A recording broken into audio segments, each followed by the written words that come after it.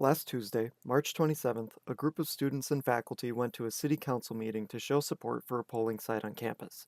The polling site has come under fire as city council has decided to drop the number of Morris locations from 6 to 3, with the campus site being one of the locations destined to be removed.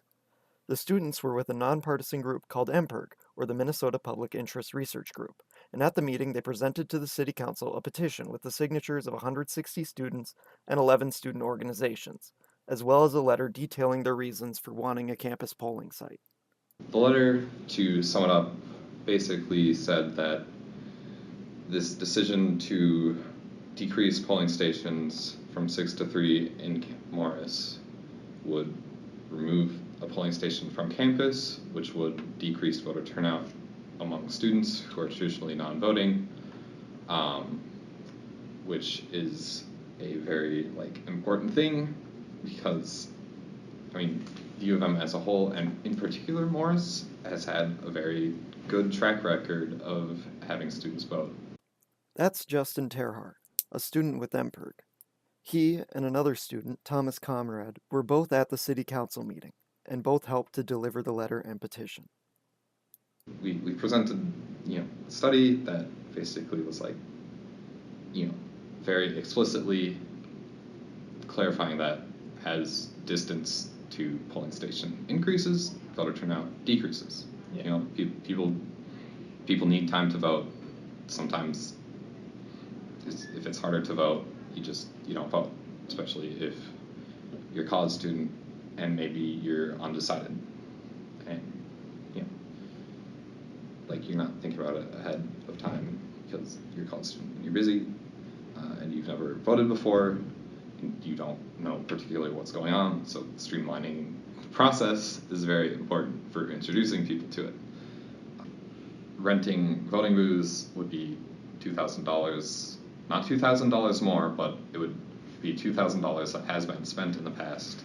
For a person who has just like a regular job that they go to in the morning and that they come to home to in the evening, going to vote is usually it's a thing that you do as you're coming home from work or before you go to work. So it's just like this is a little thing where it's going to take me 10 minutes to drop in and vote, and then I'm going to leave.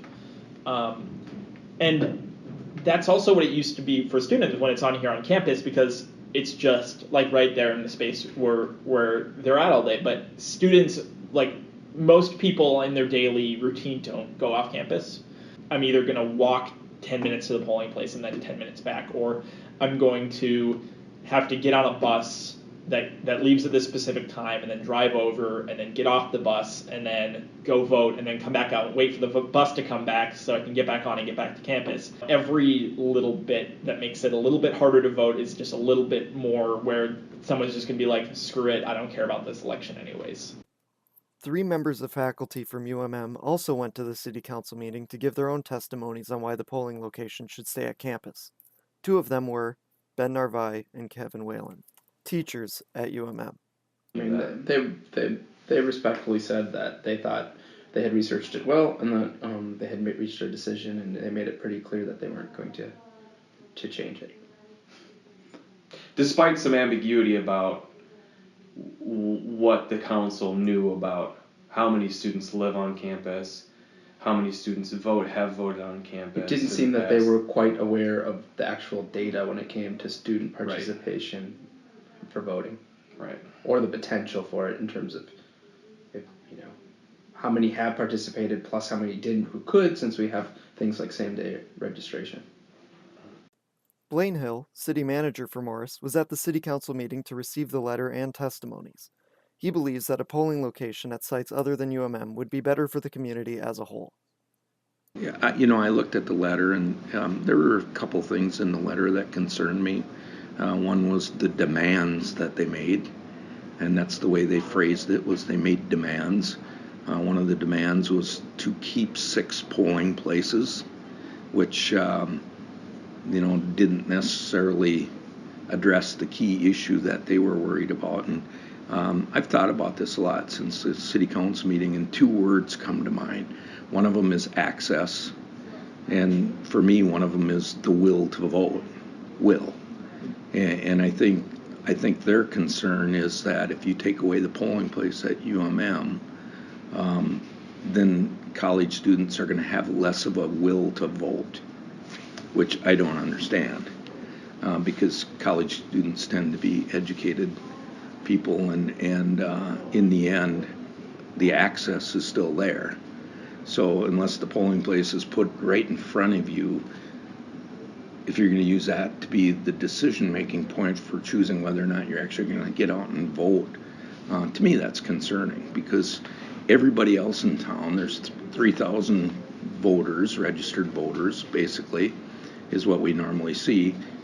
All 2,500 of the rest of them have to go to a polling place. It's not right in front of them.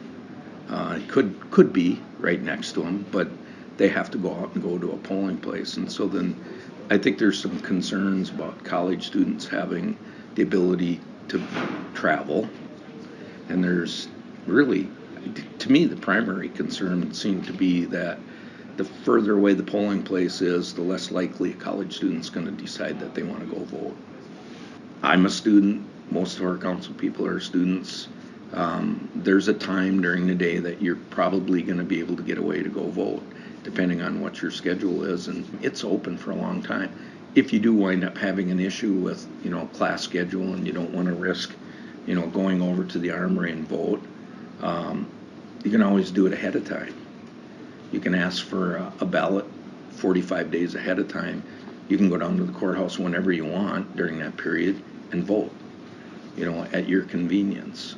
You can ask to have a ballot sent to you, and then you can just vote and put it back in the mail and send it back. So there's all kinds of opportunities to vote, but again, that, like I said, we have 3,000 registered voters, and they all have to get to a polling place somehow. I was actually quite surprised that this was an issue, because we didn't view this in terms of students versus the city, rest of the city. We looked at it as the overall voting population of the community, and that's really what it comes down. If you don't care to vote, I don't know that it's a polling place on campus that's the determining factor of that. But MPERG feels that it's not about people not caring to vote, but rather encouraging first-time voters to do so. It's not even that, any off-campus space is inaccessible to students, but there just feels like there was no concerted effort to acknowledge that the students have different things affecting them than the city residents do. A lot of the frustration from this issue comes from the lack of communication perceived by the faculty and UMM students. Apparently, the City Council decision to remove the polling sites was made in November, but nobody was told until the week before the City Council meeting in which MPERG protested at. Everybody respectfully listened to us Mm-hmm. and our opinions, the students and faculty, community members who spoke. But I think they had pretty much made up their mind already, and basically I made it clear that decision-making process had been made a long time ago, and so yes, they weren't going to they did not change their mind. So that happened November of last year, and I did not find about this until last week, is that this decision that affects us was not made apparent either by the city council or by administration. I don't remember what the minutes for the November decision, but I remember the minutes from, I think it was a February city council meeting that was discussing the comment period for this, and said that the comment period is over the next 60 days. Something like that. I don't think it's super important. Yeah, I don't remember the exact It was numbers. a pretty short period of time. It's like 68 And weeks. By the time that those minutes had been published, there was very little of that comment period left. So, by the time that people could have, dug through these minutes to go find out about that comment period just on a whim,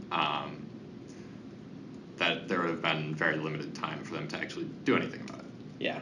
as far as we can tell, the city made no effort whatsoever to make it known to people that this was happening and that there was a period for public comments. So we know for a fact that Michelle Bear did get that information.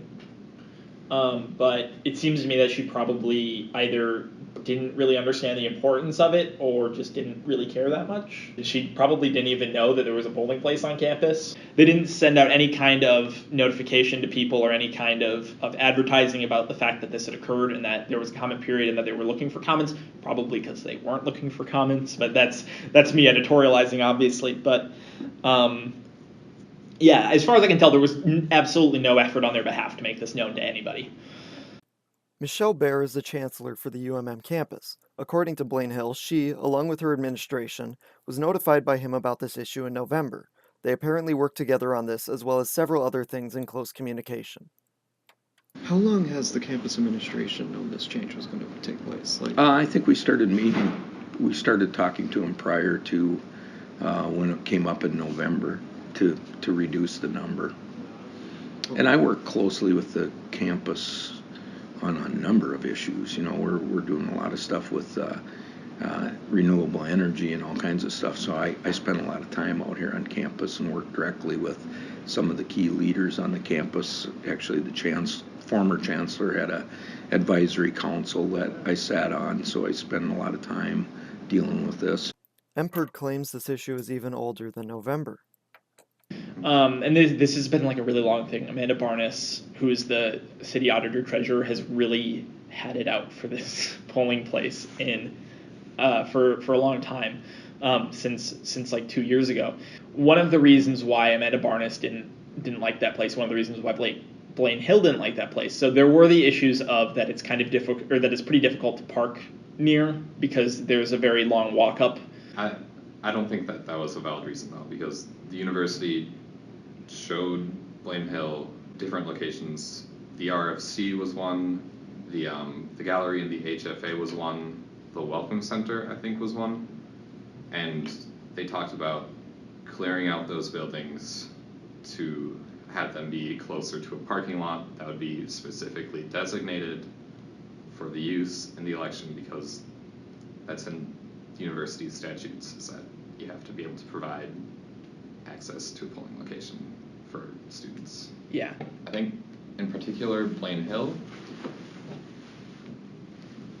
who is not actually Not elected. He is hired by the city council. Yeah, so he's not a voting city council member. He's the city manager, and he gave a fairly lengthy speech to us that seemed it seemed as though he did not understand why we were doing this.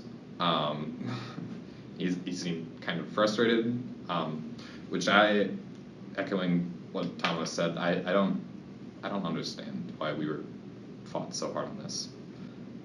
It very much seems to me that Blaine Hill and Amanda Barnes are the ones most vocally opposed to this letter, this movement that students and citizens of Morris have brought forth. And that city council as a whole is mostly just following along behind them. Yeah.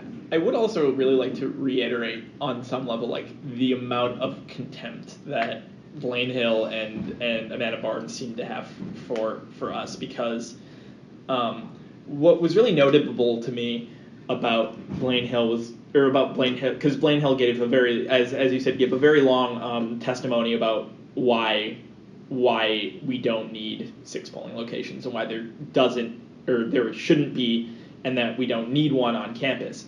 And what really stood out to me is just how unwilling he was to even recognize that this might be an issue, and that this is something that would be inconvenient for students and something that would be like a impedance to students voting, and how set he was on telling, like, us, like, literally looking at us. Yes. At the 4 students who, or actually there were 3 of us at that point, at the 3 students who were sitting in front of him and saying, it's your job to make sure that everybody gets out to vote. and he kept saying that, you guys need to have more like concentrated get out the vote efforts.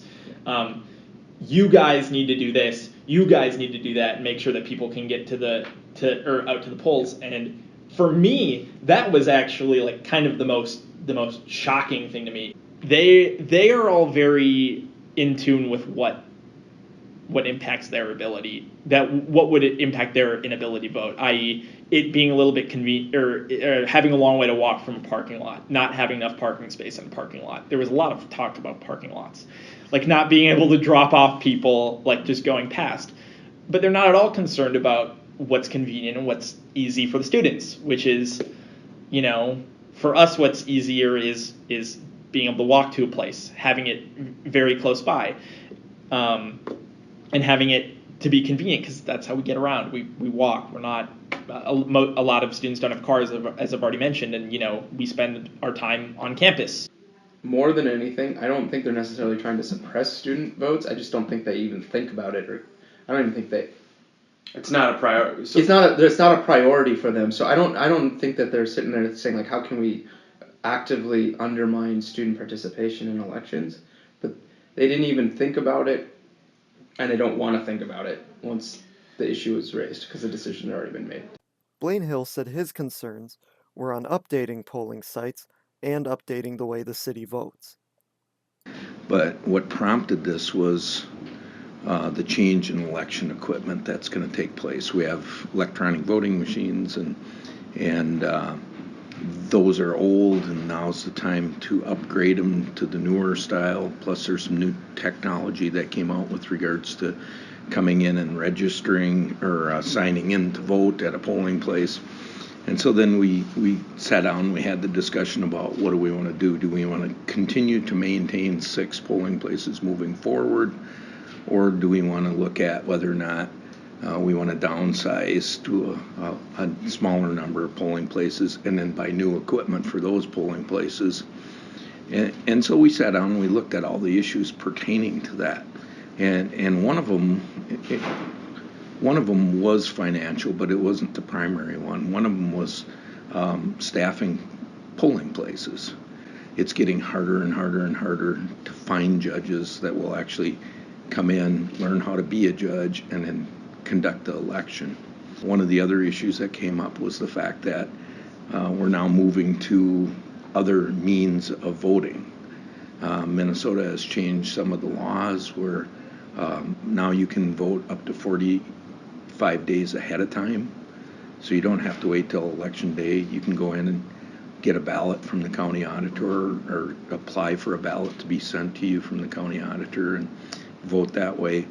Most of the small township precincts in Stevens County have gone to mailed-in ballots. The city of Alberta, city of Chicago, city of Donley, they've all gone to mailed-in ballots, which means none of the people in the townships that do that or in those cities goes to a polling place. They get their ballot in the mail, they fill it out, they send it back in, they're done. And they can do that as soon as they get it. So then we had the discussion about what is the future of elections? Is it going to be people going to a polling place, or is it going to be people having another way to vote? And the county auditor, who's responsible for elections, the city manager, who's responsible for elections, the deputy clerk in the city, who's responsible for elections. We talked to election judges who are responsible for elections, and we all concluded that the future is not to continue to go to polling places. The future is probably going to be mailed-in ballots, or even, I would argue that, 10 years, 15 years from now, you may be able to log on to a computer, get your ballot, fill it out, and then you're done. So that's the stuff that we looked at when we looked at the issue of how many places do we want to prepare for the future for elections. And the conclusion was that 3 was probably an adequate number. So you're trying to maximize efficiency? Yeah, well, we don't use those terms. We're trying to figure out how many polling places we can staff, and at the same time, what is the future going to be? It was the issue of having it right near the students to vote. So if we added more people to to this polling site here on campus to make it one of our 3, then we'd have to bring in people from the outside. And how do we get them here to this place to vote? Because there's no real parking around here. For people on campus, it'll be once every 2 years. You know, one of the discussions that we had at the council meeting is they moved the primary elections now to August. So it's going to be August 14th, and there's no class on campus until I think later, maybe August 20th is when classes start again in the fall. So that polling place would not really be used for hardly anything.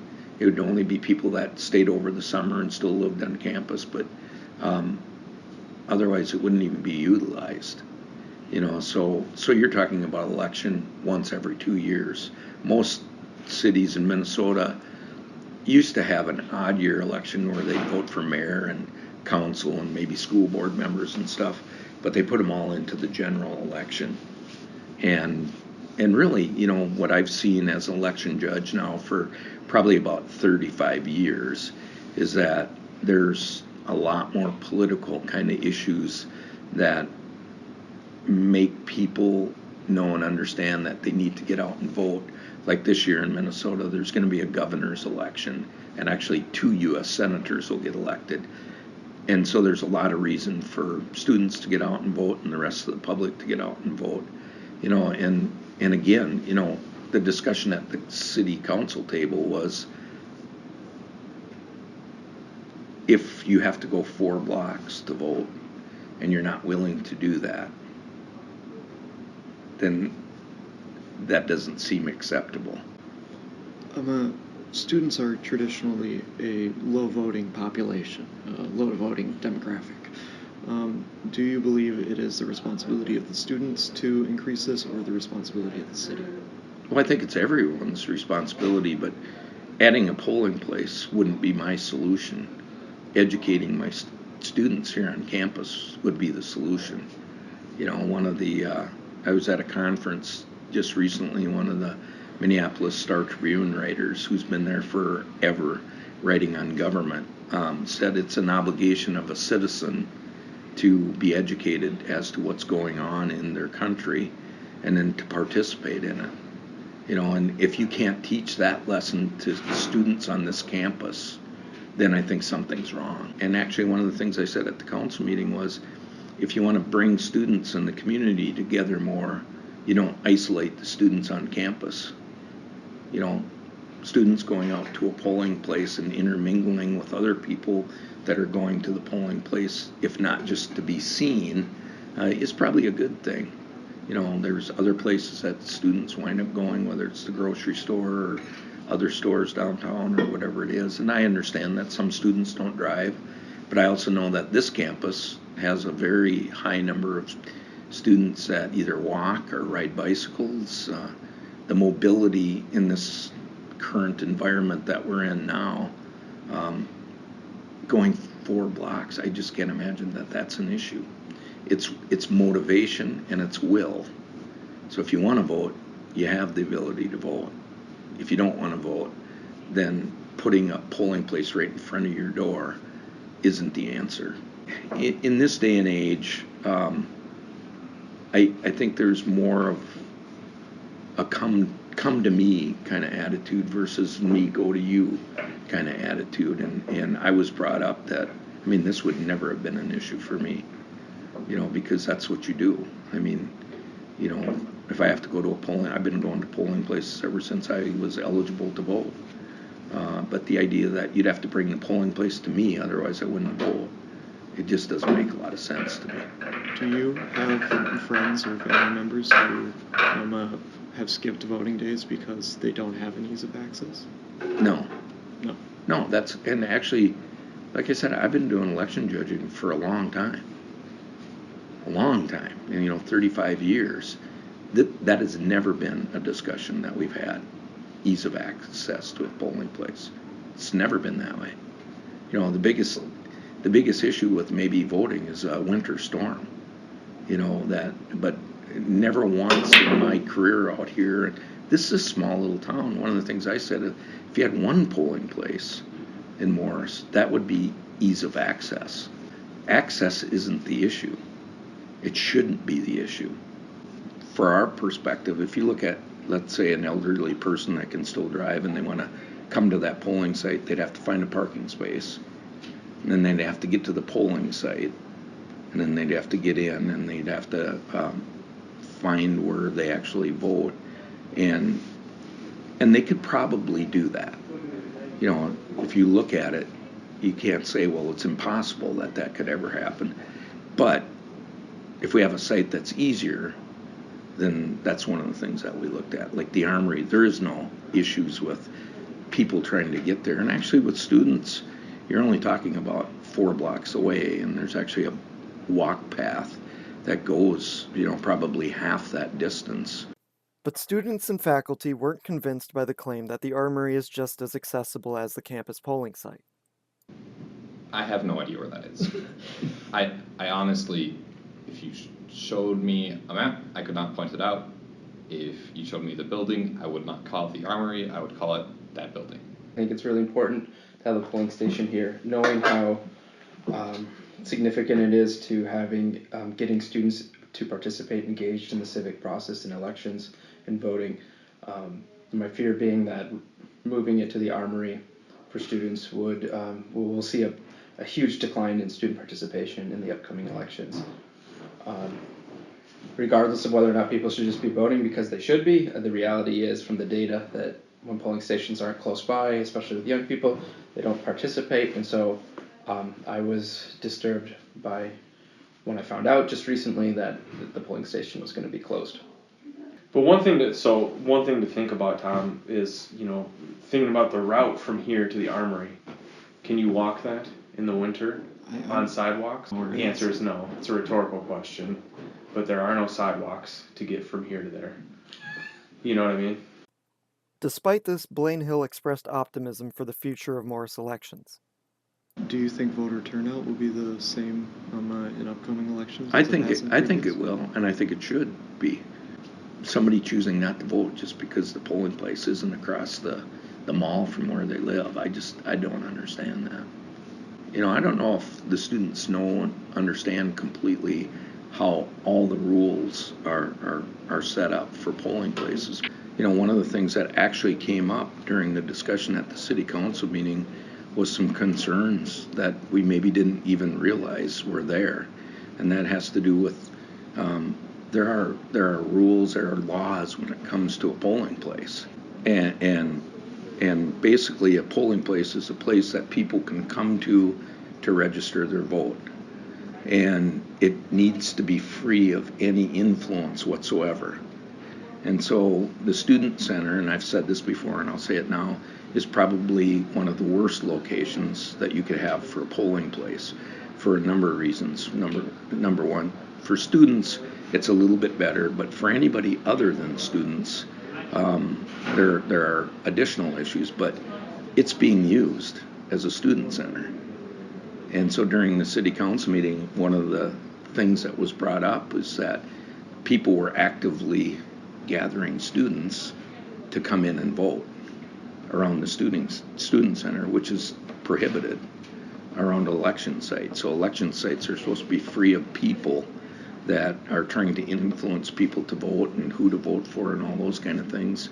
And actually one of the issues that the county auditor brought up was the fact that as people were leaving the student center, they're being surveyed to find out if they voted and if they wanted to participate in the survey. Isn't that an exit poll?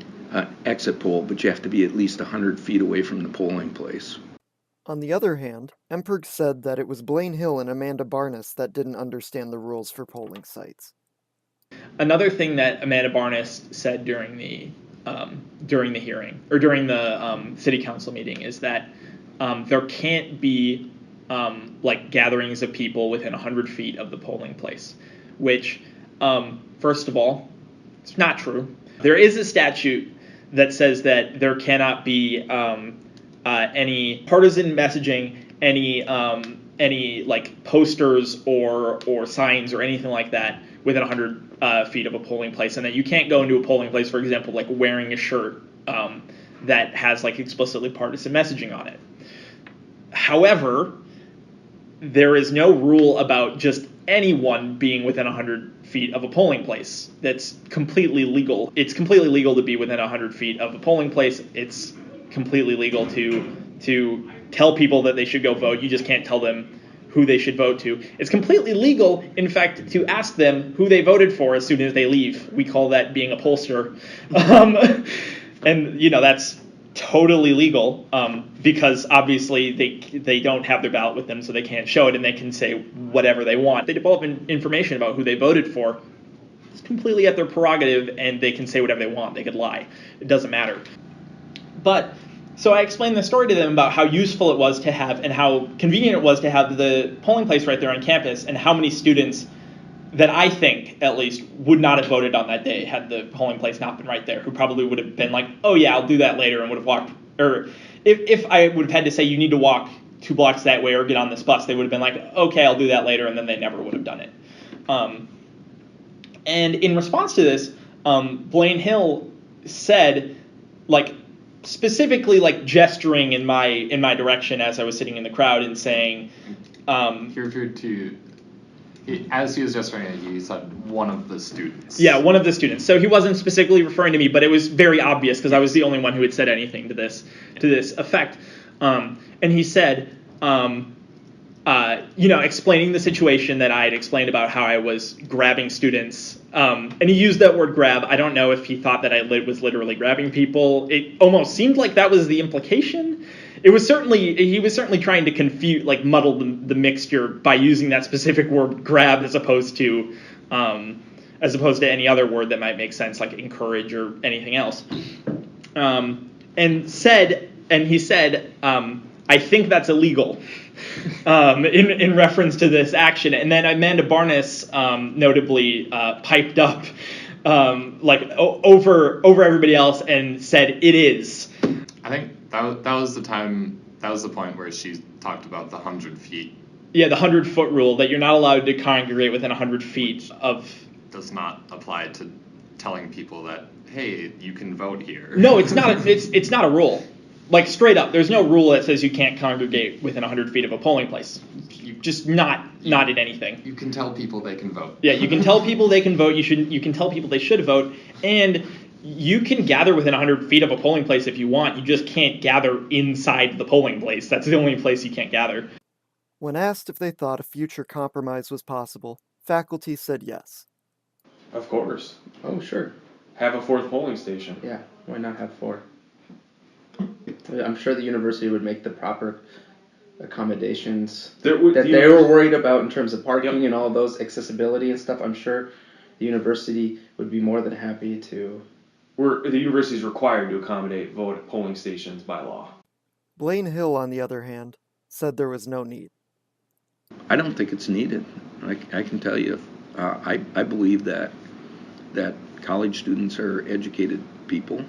It should be one of the things that students do as part of life and part of their responsibilities as citizens in this country, is to know when and where and how to vote and go out and vote.